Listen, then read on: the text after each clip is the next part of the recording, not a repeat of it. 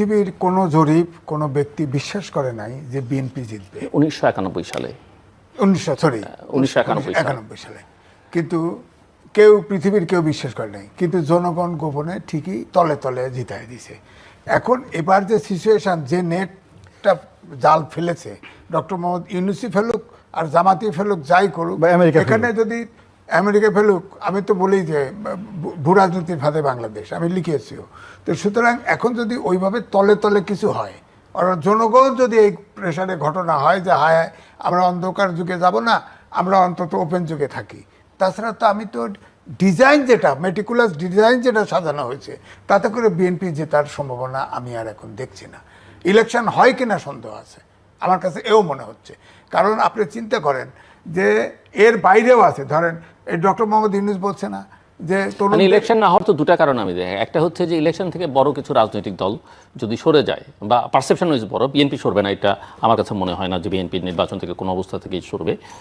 কারণ তারা তাদের যে জনসমর্থন, তারা মনে করে যে কোনো অবস্থায় যে কোনো প্রতিকূলতার মধ্যে তারা বেরিয়ে যেতে পারে, আমার ধারণা, মেবি আমি রং। আরেকটা কারণ হতে পারে এমন কিছু অরাজকতা, অস্থিরতা তৈরি হলো, এমন কিছু ভায়োলেন্স, ক্যাজুয়ালিটি দেখা গেল, যেটা সরকারই শেষ পর্যন্ত বলবে যে আমাদের পক্ষে সম্ভব না, ছেড়ে দে মাকে দেবা। না, ঠিক আছে, এর বাইরে আর কোনো না। ধরেন এই যে ডক্টর মোহাম্মদ ইউনূস বলছেন না যে তরুণদের ভিতরে অনেকেই জিতবে, তাদের ভিতর থেকে কেউ কেউ মন্ত্রীও হবে, এটা আগেই বললো কিভাবে বলেন?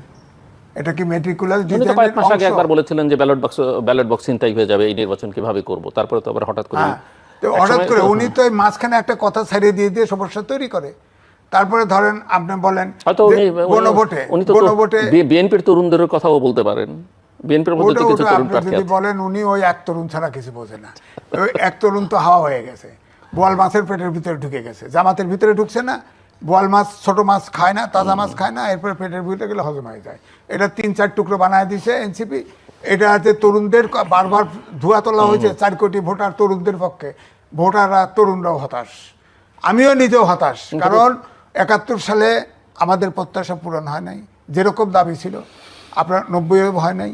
আমরা আশা করছিলাম যে অন্তত পক্ষে 5ই আগস্টের অর্থাৎ অভ্যুত্থানের পরিবর্তন পরে আমাদের প্রত্যাশা পূরণ হওয়ার পথে দেশটা আগাতে থাকবে, এবং সেই সাথে তারেক রহমান বিলেতি বাংলাদেশে আসছে, সেও হয়তো চেষ্টা করবে। তো কিন্তু এখন তো দেখতেছি যে যেভাবে জাল পাতা হয়েছে, এই যে ভুয়া ভোট, তারপরে ধরেন এই যে মেটিকুলাস ডিজাইন, তরুণরা পাশ করবে আগেই ঘোষণা দেওয়া, গণভোট সংসদ নির্বাচন একসাথে দেওয়া, এই যে স্বাধীন মালিক বলছে এই গণভোট যে করতেছে, এটা সরকার তার পক্ষে বলতেছে, এটা ঠিক না।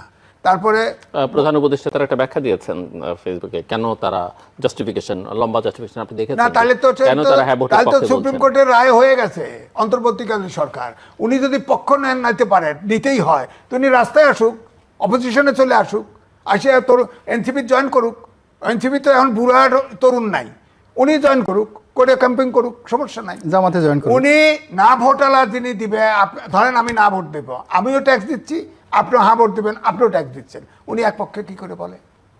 উনি বলবে, উনি প্রচার করবে, উনি তো খুব চতুরতার সাথে 4 দফা করে দিয়ে আইছে গণভোটের একটা আদেশ দিয়ে।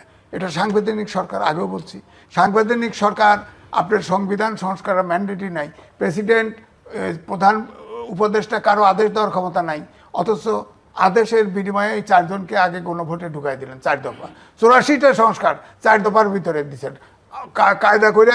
আবার নোট অফ ডিসেন্ট ছিল বিএনপির 9টা, জামাতের 2টা, এনসিপির 1টা, এগুলো হাওয়া আপনি দিচ্ছেন। এখন বলেন তো দেখি, আমি ভোট দিতে যাব, কি করে আমি হ্যাঁ দেবো, কি করে আমি না দেবো? আদেশ তো অবৈধ, আমি ওটার ভিতরে হ্যাঁ না ভোট দেবো কি করে বলেন? আদেশটাই তো অবৈধ। সাংবিধানিক সরকার যেহেতু সংবিধান জীবিত, এই সংবিধান অনুযায়ী নিছে না, সংবিধান তো জীবিত, এই সংবিধান স্বাধীন মালিক বলছে তো আগে গণভোট হবে পার্লামেন্টে। কিন্তু আমরা তো ইন্ডিভিজুয়াল, বড় বড় রাজনৈতিক দল, স্টেক হোল্ডার, তাদের তো কোনো এই বিষয়ে আপত্তি নাই না, তাদেরকে আক্কল দেওয়ার চেষ্টা করতেছি। আক্কল না থাকলে ইলেকশন বর্জন করুক।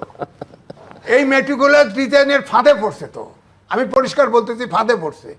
আমি চাই, এটা ঠিক, অন্ধকার যুগের চেয়ে বিএনপি অনেক ভালো, মধ্যপন্থা রাজনীতি, গণতন্ত্র, জাতীয়তাবাদী দল, তো সে জিতুক ক্ষমতায়, বড় দল, সে জিতুক। কিন্তু এই দল আমি চোখের সামনে দেখতেছি, যদি খালি ইলেকশনে ঢুকলেই জেত, অত সহজ না তো। ওই যে 91 নির্বাচনের মতো হইতে পারে তো, ধরেন এখন কিন্তু 91-তে তো আর কোনো ডিজাইনের অংশ হিসেবে ডিজাইন, BNP যেতে এটা পারে। ডিজাইনের অংশ হিসাবে আপনি বলেন 15 লাখ ভোটের ভিতরে 10 লাখ ভোট যদি এই মেটিকুলাস ডিজাইনের ভিতরে পড়ে যায়, 10 লাখ ভোটারে প্রথম আলো জরিপ ছাপে দিছে, এটা আমার কথা না, প্রথম আলো বলছে 10,000 ভোটের ব্যবধানে ফেল করেছে 30টা সিট, একটা ইলেকশনে জরিপ দিছে। তো 30টা সিট হলে 10,000 ভোটে কতটি হয় খেয়াল করেন, তো 100 সিট তো নাই, 100 সিট তো নাই, যেতে কোত্থেকে? এই জন্যই তো বলতে তারেক রহমান কিন্তু সব প্রবাসীরই কি জামাতকে ভোট দিবে? না, জামাত টার্গেট করবে। Okay. ধরেন 300 সিটের ভিতরে ওরা হয়তো যে কয়েকটা সিট রাখছে বা 150 সিট বা 151 সিট সরকার ফর্ম করা, ওইটা টার্গেট করবে।